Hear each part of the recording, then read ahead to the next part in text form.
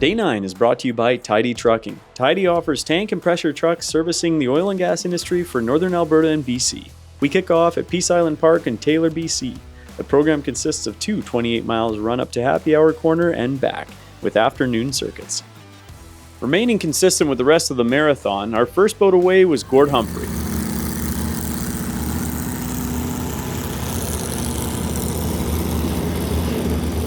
Gord has been running this marathon not unlike his 2024 marathon, where he started and finished every leg and took home the UIM1 title.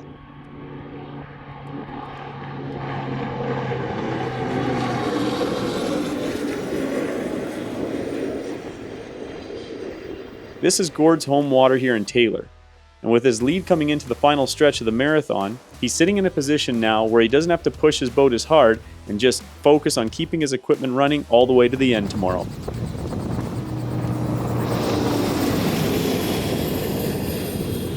Kevin Hyde from New Zealand finished third in last year's marathon, and with Regan now out of the running, he's sitting securely in the second place overall. This Kiwi team has been running an extremely clean program this year.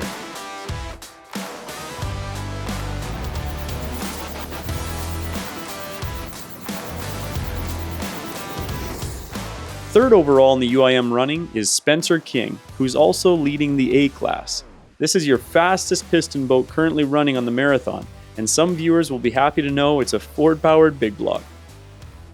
Chevy fans might not be so happy to know that Tom Kelly and A377 had pretty big motor issues that developed here on day 9. Motor's not happy, no. We'll probably go out and try, go out and get a DNF in this one. Get off the start line, get a DNF, and then look at the times tomorrow. It'll be pretty close. Another A boat with motor troubles on day 9 was Darren Cage. This time it was more than just a crank sensor, unfortunately. This boat was running awesome, and unfortunately they tagged a valve in the motor, leaving them out for the rest of the marathon. Another A-class boat that was working really well this week was Stephen Ford, until his run on the circuit race, where a pump shaft seized, leaving him with a very unfortunate DNF. Thanks to the CX121 crew, we got the update. They're fixing the boat and planning on running again on day 10. The CX class fortunately had all 16 boats coming into today start and finish every leg without fault. And without much more jockeying positions, that means our leaders still remain Tanner first, Justin second, Denny Main third.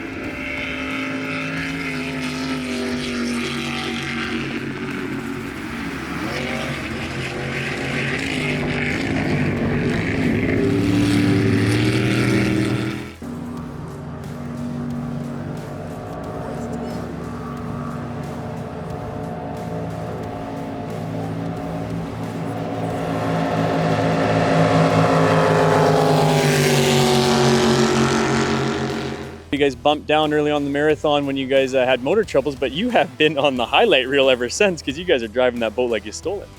Yeah, it's I guess that's one positive thing about getting bumped down the bottom is you get to have some fun passing boats on the way up. So yeah, we've been keeping our foot in the carburetor and lighting her up.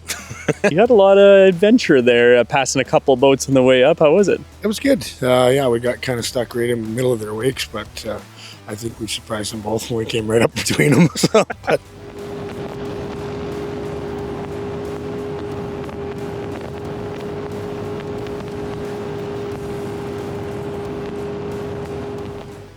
Another fantastic point to mention the CX class is that Team Ramboat started and finished all legs on day 9. Well done, fellas.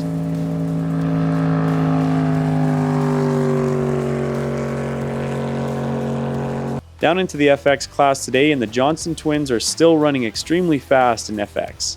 We're happy to report that day 9 was no different today for the twins. They started and finished every leg while continuing to extend their lead. Unfortunately, we can't report the same success on day 9 for first-time racer Dave Walton. He came into today sitting second in FX, and unfortunately heading upstream this morning, they had motor troubles.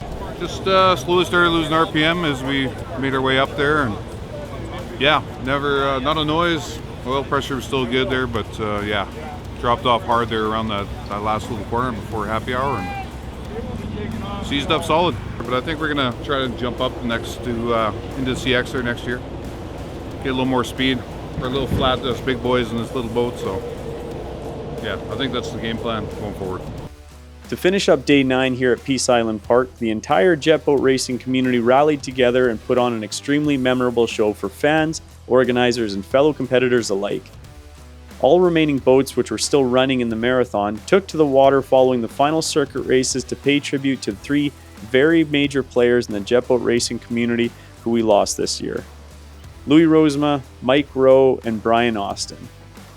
In a scene that you can't script any better than this in Hollywood, FX, CX, A, and Unlimited boats all traveled on the water side by each to show their support for these 3 amazing families.